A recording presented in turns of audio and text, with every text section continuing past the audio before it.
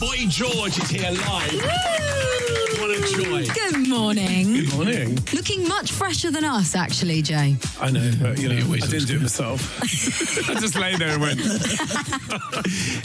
Are you? Would you say you're a morning person these days? Yeah, I'm an any time of the day person. Do you know what I mean? I mean, I always try and wake up in a good mood, and if I don't, I make myself happy Oh, how do you do that? by just telling myself I'm in a great mood over and over. If you're not in a good mood, how does that sort of manifest itself? Do you get quite negative, or do you get quite... Not really, no. I shout mean, at the thing is, people? because I sort of do really seriously, I do kind of practice kind of pursuing kind of being happy all the time, which might sound lunatic. Because when I was younger, I used to think something good had to happen, then you were happy. You did a gig, it was amazing, then you were happy. And what you realise is you're missing all the nowness. Because life's always now. Yeah. But like, if you go, oh, I'm going to be in a bad mood because I've got to get ready for something, or you know, like, people tend to kind of keep telling, are you tired? They always say that to you in my business. You look tired. I'm like, I'm not tired. Stop telling me I'm tired. I hate that. It's like throwing a blanket on you and go, be tired. So I feel like you have a choice about how you feel about things. I you get know, that. I never used to know that when I was younger. I used to think, bad mood. So was it kind that's of me. was it sort of linked up with success as well? So if you have an album out, if you have a record out and it doesn't do as well as the last one or something, would that be something that you got quite negative? Do you know what? I've had so much experience of that it kind of goes over my head now. Don't care anymore. We're in a business that's obsessed with youth, you know, run by old people. Yeah. Ironic, you know. So how do you find that though? What's that? How do you find that though? If we're in Well, I don't sort of battle against it because I do so many things. So, like, you know, I put my own music out, you know, and I DJ, I make art. I don't really concentrate on. I think these days it's everything matters. Do you know what I mean? Everything you do, you know, matters. It's even down to how you treat people that you meet in the street. I think. Could you be Very true. too old to be a pop star?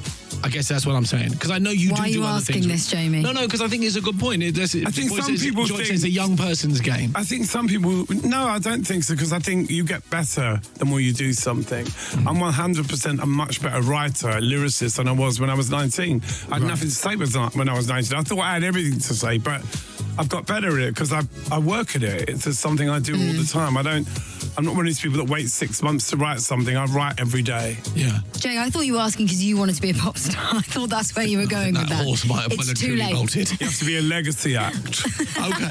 After a certain age, they give you all these labels. You know, legacy act. That's what I get called. Is that right? Yeah. Well, listen, we've got more to talk about. Before we do, I know you've been in the States recently because you've been doing... Moulin Rouge. What a show. Wow. Yeah, 112 shows. It was a lot, but I sort of got to the point where there was a couple of days where I wasn't very well, and I thought, am I ill enough to cancel? No. Wow, so you did So I them got all. off my bum and I went into work, and once you're in there, it's great. Isn't it Because amazing? everyone's so positive, and everyone, you get looked after. Just sit there and they dress you, put your wig on. It's all great. It's a high energy show. You must be exhausted. Well, I'm not. And that also is something that I try to avoid, being exhausted. Because it's not helpful when you're doing a show. No, that's I true. feel tired. Like, jump, you got to make yourself more energetic. Well, listen, Jump up and down. you've got... That's what I do it need. in a I need minute. more. Yeah, okay, we'll do that now. You've got some really exciting shows coming up. Huge news for Culture Club fans across the UK. Yeah, so we're doing a show, but it's based around our first two albums, Kissing to Be Clever and Colour by Numbers. And to be honest, my manager rang me and he goes, you won't want to do this, that's what he always does. And I said, okay. And then he goes, what about doing that? And I thought, actually, it's quite interesting because, you know, when you tour over the years, you tend to kind of do certain songs. Right. I'm always saying to the boys, let's do something from this album or do something from that album, because we've had a few albums, but it never happens. So this is quite nice. You know, it means that we've got to work with a sort of certain framework, and there's no arguing really About what goes about in, what what's comes going out. to be in the show. It's like, So are you going to do it like... Because I remember, I was 13, queuing outside Our Price Records in Brighton when the album came out. And I remember it... I absolutely remember it so clear, everything about it. And so you're doing it chronologically. Are you doing through the track listing? I'm not sure we're going to do every single track, but we're definitely going to take, also with Colour by Numbers, there's a lot of tracks that we never do from that album, and it's interesting asking the fans, Black Money. what do you want to hear? Stormkeeper, this one, changing every day, it depends, you know. It's, I remember the track listing, Karma Chameleon, It's a Miracle, Black Money. Black Money. Church of the Poison Mind. I remember. Well done, Jamie. That's Well, it's impressive. for me, one of the the greatest album of the 80s. So who else? So it's not just you, because you're going to have some guests with Tony you. Hadley in Heaven 17. And yeah, because, you know, when I did Kissing to Be Clever, I'd been in Bow Wow Wow. So I was sort of, you know, kind of trying to recreate that sound with the boys when we first started. So that first album, Kiss to Be Clever, has really kind of got that Burundi beat. Yeah. A lot of Latin rhythms. And it was me trying to sort of like sound like Bow Wow Wow, but then it became what it was, really. What's it like having, because presumably you and Spandau Ballet were quite competitive back then, were you? I used to basically say no. Whenever I saw anyone, I'd be like, they're rubbish, they're not going to get anywhere. About everyone. It was just, that's what I did when I was 17. I saw Sade, she'll never get anywhere. Then I loved her. You actually believed it, though? Or were No, you I was just trying just to being manifest? flippant. Like, Right. they won't get anywhere because, you know, I'm going to be more famous than them. And then, of course, now I love Sade. Do you know what I mean? I mean, Yeah, of course. amazing. And all the bands that I kind of was like, they'll never get anywhere, all became huge. So don't listen to me. What's it like to be back in the UK? Because it's been a while, hasn't it? What are the UK fans like? I really love London. I mean, it is just a city I know very well. I don't feel intimidated by London. There's certain places when you travel, you think, you know, but London, I feel like I know this place, even though it has changed a lot in the last 10 years.